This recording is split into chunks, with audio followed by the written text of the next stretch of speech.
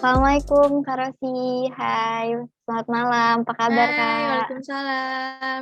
Alhamdulillah baik. Maaf ya mengganggu waktunya di malam hari, terima kasih karena sudah meluangkan waktunya untuk aku wawancara malam ini. Nah, kan pasti yang Iya. melihat wawancara kita, yang mendengarkan wawancara kita malam ini itu kan ada masih banyak yang belum kenal Kak Rossi nih, boleh diperkenalkan diri dulu? Oke, makasih Kak. Terima kasih juga nih udah diundang buat wawancara di sini gitu loh. Jadi ya izin perkenalkan diri ya, nama aku Rosin Spriawati, biasa dipanggil Rosy atau Oci, paling teman-teman dekat gitu. Terus apa namanya, asalnya aku dari Pamulang, kuliahnya sekarang bangunan di Mhm. Universitas UIN Syarif Hidayatullah Jakarta semester 6. Oke, jadi Kakak sekarang, semester 6 ya. Nah, kesibukannya apa sih Kak akhir-akhir ini? Iya paling, masih kuliah aja sih Kak, kayak biasa, sama mungkin ada usaha Wah, ada keluarga usaha gitu, jadi juga. bantu-bantu. Oke. Jadi, boleh tolong diceritakan sedikit, Kak, mengenai usaha apa yang sedang dijalankan bersama keluarga ini? Iya, kayak jadi boleh cerita sedikit ya. Jadi usaha ini usaha milik keluarga, yaitu usaha di bidang food and beverage, yang kita namain Dimsik gitu loh. Jadi usaha ini di bidang food and beverage, mmm usahanya itu kita dari sejak 2017 sampai sekarang alhamdulillah masih bertahan gitu loh di ini. Terus ini, Kak, apa namanya, kan udah lama nih ya, dari 2017 sampai 2022 sampai sekarang alhamdulillah kan. Nah itu, apa sih pencapaian Dimsik sampai saat ini kayak gimana? Apa aja yang udah dicapai gitu? Oh iya, jadi, Dimsum itu dimulainya juga dari usaha kecil. Jadi, dulu tuh kakak saya tuh, cuman sebagai reseller dimsum biasa. Jadi kita cuman ngambil dari orang terus kita jualin. Itu juga jualinnya ke teman-teman kantor. Nah, dimulai dari situ, terus lama-lama ke sini banyak peminatnya, jadi kita kayak, pikir dong sama keluarga, gimana kalau misalnya usaha ini kita seriusin gitu loh, dengan memproduksi dimsum sendiri. Karena kan untuk, menghemat biaya juga kan kalau misalnya kita juga jadi punya ciri khas tersendiri di dimsum tersebut, kalau misalnya kita produksi sendiri. Nah, dimulai dari ide itu, kakak saya dan saya juga ya mengikuti kelas pelatihan buat dimsum gitu, Mmm. Kak. Nah, itu berlangsung selama 3 bulan kita training, kemudian kita, langsung nih terjun langsung ke melakukan produksi. Nah, awal-awal juga kita belum berani karena rasanya juga masih, masih random gitu ya, Kak. Mhm, mhm. Nah, untuk, seterusnya kayak, 4 bulan, 5 bulan kemudian kita coba masarin nih. Nah, masarinnya juga kita memperkenalkannya ke teman-teman terdekat dulu, teman-teman terdekat sama teman-teman kantornya kakak saya gitu loh. Gimana nih rasanya, kita, selama 2 bulan, hampir 2 bulan itu kita apa sih, check and balance gitu loh, Oh, iya apa iya. namanya, Uji untuk rasa gitu rasanya ya? bisa nggak ini dijual gitu rasanya.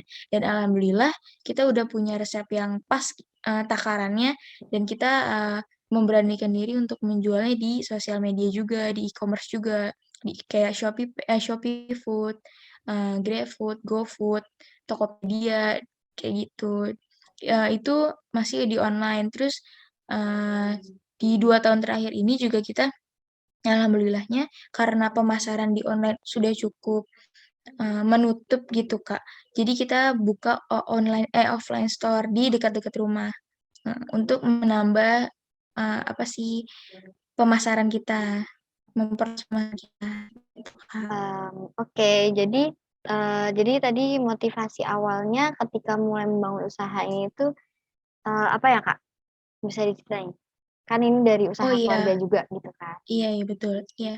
Karena motivasi awalnya karena kita sebenarnya iseng-iseng aja sih, Kak, karena kan, kita juga bingung nih mau apa ya yang harus kita kerjain nih, sekeluarga gitu loh yang bisa apa namanya, ada yang kita kerjain gitu loh selain punya kesibukan masing-masing kan daripada kita nggak ngapa-ngapain, ya udah kita coba aja usaha nih.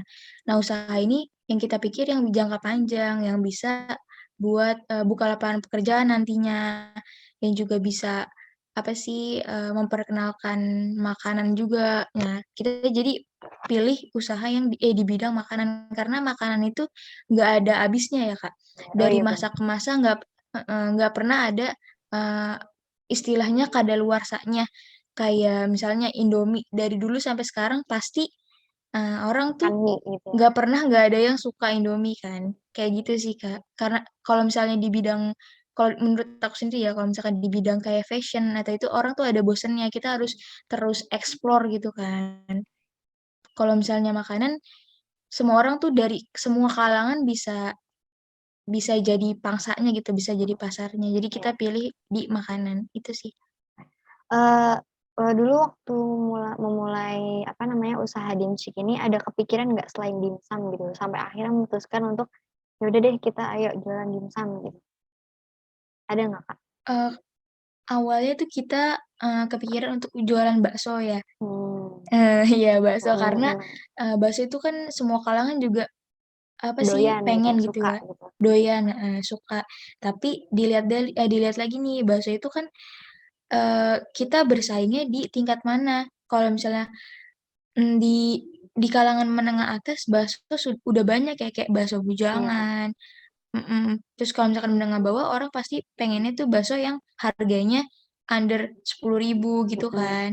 Nah, dan juga itu nggak bisa dijadiin usaha yang maksudnya, nggak bisa dieksplor gitu loh rasanya macem, ya udah kalau bakso, Satu macam. bakso paling bakso keju bakso aja, bakso keju, bakso urat itu kan udah banyak ya. Iya, Kalau misalkan dimsum ini, punya apanya ya, punya ciri pangsa khasnya tersendiri itu gitu loh, sih. ciri khas tersendiri gitu. Jadi, kita menargetkan itu, di target pasarnya aja sih, Kak. Kalau misalkan dimsum tuh bisa dimakan di semua kalangan, mulai dari anak kecil, nenek-nenek, kayak Remaja, kita nih iya. remaja gitu kan pasti suka sama dimsum, itu sih, Kak. Nah, terus habis itu, kan bidang yang digeluti ini kan food and beverage ya. Nah, pasti kan dalam hal makanan tuh pasti ada bisa aja nggak habis, terus bahan-bahan yang dibutuhkan tuh harganya naik turun. Nah, terus bagaimana Mhm. caranya mengatasi kendala-kendala tersebut? Oh iya, kalau misalnya kendala-kendala kayak gitu kan merupakan resiko, buat kita tersendiri ya untuk sebagai penjual gitu.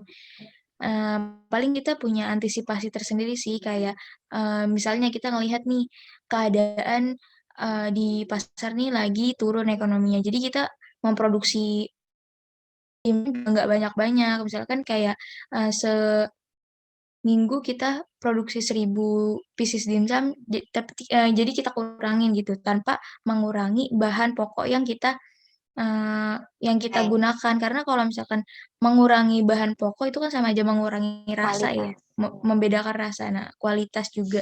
Jadi kita, mengatasinya dengan memproduksinya lebih sedikit daripada, sebelumnya. mmm, Contohnya kayak lagi Covid sekarang kan, Covid kan, ada tuh 2 tahun terakhir ini. Nah itu kita apa namanya, melakukan produksi itu ketika ada pemesanan aja gitu. mhm, Misalnya, kita kan juga bekerja sama sama kafe-kafe gitu ya. Jadi, sistemnya tuh pre-order, mereka pesen baru kita produksi. Soalnya kan kita juga menjaga kualitas stok kan, kalau misalnya kita produksi tapi belum tahu siapa yang beli kan itu heeh, sama aja kita, iya bisa aja harus basi ditaruh atau freezer. gimana, Betul, bisa aja basi, kita taruh di freezer kan juga rasanya jadi beda. berkurang gitu. Jadi kita mhm, jadi kita, mengatasinya dengan pre-order gitu. Oke, nah, terus habis itu mau nanya nih, Kak, kan sekarang zamannya kan udah apa-apa online ya. Nah terus, di Mystic ini teknik apa aja, teknik pemasaran online apa aja yang digunakan? Misalkan, IG, dari Instagram, endorse, Gojek, GrabFood, atau Shopee Food, dan apakah ada toko offline-nya? Oh iya, untuk pemasaran kita memang, melakukan pemasaran di sosial media ya seperti Instagram, dan e-commerce yang, memiliki food food service ya kayak GrabFood. GoFood sama Shopee Food dan juga Tokopedia juga. Di awal-awal kita cuman menggunakan Tokopedia dan GoFood ya, karena, Iya. eee, di awal-awal tuh emang yang lagi hits itu 2 itu, belum ada Shopee Food sama GrabFood. Nah iya, jadi kita melakukan, apa namanya, pengiriman dan pemasaran di GoFood sama Tokopedia, gitu. Nah dan, dan belakangan ini karena mungkin sudah di e-commerce sudah tersedia, mudah diakses juga, dan pengiriman juga kita semua bisa dilakukan sampai ke luar kota gitu, di Jabodetabek sih paling.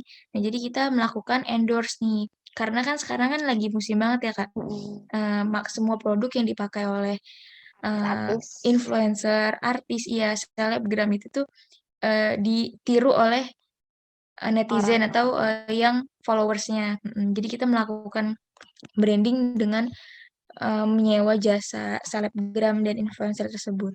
Ada nggak Kak, artis yang berdampak banget ke penjualan Dipsik? Misal siapa kayak, selebgram siapa gitu yang, apa namanya, bikin berpengaruh banget gitu, waktu habis Oh endorse iya, dia gitu? iya iya. Jadi, kan, apa namanya, kalau endorse itu kan kita juga lihat ya di saat itu, artis atau selebgram mana yang lagi hits, yang lagi sering muncul di, explore gitu, lagi muncul di TikTok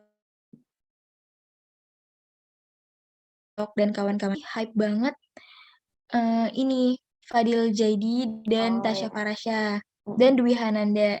Nah, mereka itu kan, 3 generasi ya, Tasya Farahsya di generasi kita, Dwi Hananda di generasi ibu-ibu muda di generasi ibu-ibu muda, dan Fadil Jaidi di semua kalangan pastinya, mhm, pasti nonton Fadil Jaidi. Nah itu, omset kita berpengaruh apa namanya, meningkat berpengaruh, secara drastis gitu ya, berpengaruh pesat sama penjualan kita dan itu memang bener-bener membantu branding usaha mhm, kita. oke. Berarti endorse tuh dampaknya gede banget ya, Kak? Iya, betul. Terus habis itu kan, Dimsik ini fokus banget ke online ya. Nah, jadi Mhm. kan butuh iklan untuk pemasaran, terus habis itu ada foto produk juga untuk di Instagram dan lain-lainnya, terus ada cari-cari bahan untuk masaknya, ada editing dan lain sebagainya. Nah, dengan tugas-tugas yang sebanyak itu, apakah dikerjakan sendiri atau mungkin memiliki karyawan yang memiliki apa, job desk-nya masing-masing? Nah, iya, karena usaha ini masih usaha kecil-kecilan ya, Kak.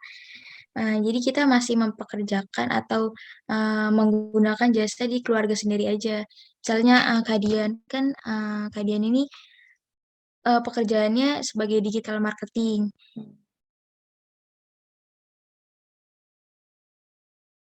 dan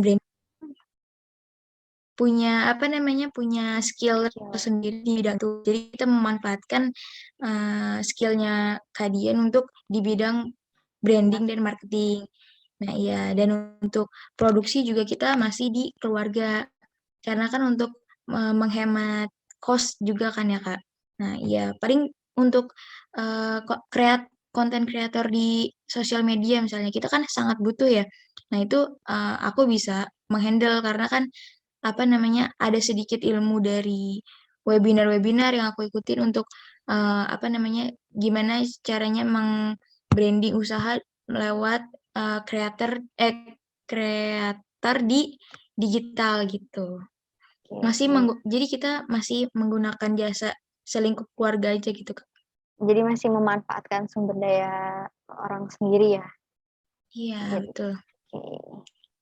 Untuk keuangan gimana, Kak? Siapa yang bertanggung Nah jawab iya, untuk itu? kebetulan juga kan aku kuliahnya, di ekonomi ya, aku belajar akuntansi, jadi, aku bisa meng-handle apa namanya, finansialnya, Oke, gitu. oke. Terus habis itu apakah kan di musik dari lama ya, dari 2017 sampai 2020 adalah 2022, udah 5 tahun. Dan alhamdulillah masih berkembang sampai sekarang dan terus terus terus berkembang.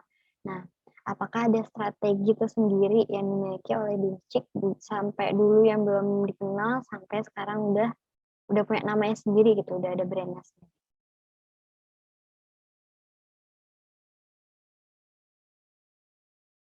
Gimana, Kak? Jadi gini, kan apa, Dimsik itu kan udah dari 2017 sampai 2020 deh sampai sekarang. masih terus berkembang dan berkembang. Maaf. Nah, apakah, Dimsik ini punya strategi tersendiri? Jadi ya,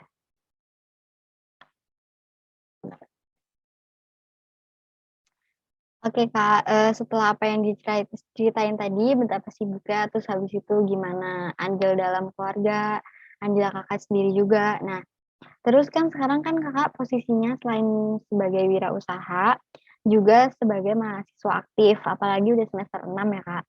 Nah, terus habis itu yang pasti itu kegiatan dari kampus tuh padat dan adalah kesibukan, tugas-tugas, dan lain-lain. Nah, gimana sih cara Kakak untuk manajemen waktunya? Iya, untuk manajemen waktu ya, ini kayak sepinter-pinternya kita gimana ngelola aja ya. Jadi kita lihat dari organisasinya dulu. Misalnya kalau misal kayak hari-hari biasa gitu kan. Kita kan di store juga kan hanya mengelola keuangan ya, keuangan sama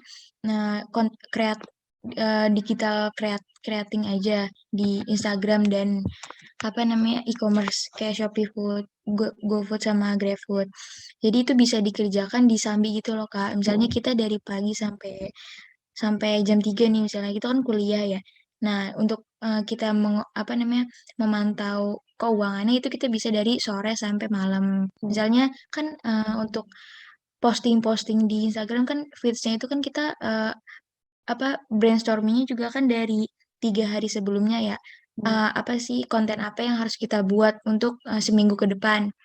Nah, jadi kita mempersiapkan itu bisa di malam hari aku. Jadi nggak menyita waktu di saat jam kuliah gitu, Kak. Selama ini sih alhamdulillah masih bisa berjalan beriringan gitu, Kak, antara tanpa kuliah sama mengganggu ya? betul. Jadi, insyaallah sih seterusnya juga bisa terus kayak gitu gitu, Kak, karena kan ini juga bukan aku sendiri yang ngelola. Jadi kalau misalnya aku lagi nggak bisa gitu, bisa di-backup sama kakakku misalnya, atau sama kakak sepupu Saudara. yang lain juga gitu, mhm. Nah, terus habis itu, melihat Dimsik yang sudah berjalan 5 tahun ini, kan pasti dalam perkembangannya ada up and down-nya ya dalam usaha itu. Iya betul. Apalagi ketika ada Covid, terus habis itu lagi capek-capeknya kita jadi Kakak sebagai mahasiswa. Nah, gimana cara untuk mengatasi, masalah tersebut, masalah mental tersebut dan membangkitkan lagi semangat untuk menggeluti usaha? Iya paling ya gimana ya namanya usaha gitu kan, kita juga udah pasti tahu nih dari awal resikonya bakal ada ruginya atau bakal ada masalah nantinya gitu kan. Nah ketika ada di titik misalnya kita udah capek, udah jenuh gitu, kita balik lagi ke niat awal karena kan di niat awal kita mau membuka lapangan pekerjaan buat orang lain. Kalau misalnya usaha kita, apa namanya, ditutup, nah gimana nasib orang lain gitu kan, Kak. Jadi, ya itu balik lagi kalau misalnya kita konsisten, ya insya Allah, apa namanya, usaha ini akan ada jalannya gitu loh. Ada aja yang, mempermudah gitu. Jadi, waktu itu pernah kayak awal-awal pandemi ya, dan itu, apa namanya, penjualan bener-bener, menurun banget omset kita. Nah, kita kan bingung ya mau bagaimana caranya gitu kan. Sedangkan ada yang harus kita gaji gitu, karyawan dan lainnya. Kayak sewa toko juga kan, harus berjalan terus gitu loh, nggak bisa di-stop gitu aja gitu. Ya jadi mungkin kita harus banyak inovasi sih, banyak melakukan inovasi sama banyak, cari-cari apa Ide sih, gitu. cari-cari ide, ikut-ikut webinar tentang gimana sih cara bangkit dari, kondisi seperti itu, gitu sih paling, Kak. Nah, terus habis itu, kita akhirnya berada di penghujung wawancara. Nah, menurut Kakak nih, apa aja sih sifat yang harus dimiliki oleh orang-orang yang ingin memulai usaha? Dan apakah ada Nah saran, terus ada wejangan gitu untuk kita-kita nih yang mahasiswa yang ingin menjadi wirausahawan? ya karena aku juga masih sama-sama merintis ya kita, paling, awal mulanya aja ya dari sepengalaman aku itu, yang emang harus ditanemin di jiwa, apa sih, kita sebagai, apa, Wirausaha. wirausaha gitu, apalagi di bidang makanan gitu loh, kita ya konsisten aja, konsisten sama siap mental, sama, siap nerima resiko gitu loh. Karena kalau misalnya kita nggak konsisten, apa namanya, harus sabar-sabar aja gitu loh. Karena usaha itu nggak bisa digeluti cuma setahun, 2 tahun aja, karena itu kan belum kelihatan ya, apalagi, Mhm, eee, berawal dari yang kecil banget kayak kita usaha mikro. Nah, itu kan emang perlu proses di dalamnya gitu loh. Nah, sama satu lagi, mental juga sih. Kalau misalkan usaha kan pasti ada naik turunnya kan juga. Pasti, perlu mental dari omongan-omongan orang gitu kan, kita harus tahan banting juga kalau misalkan lagi kurang nih, pasti kan orang ngomong nih, apa namanya, jelek-jeleknya gitu.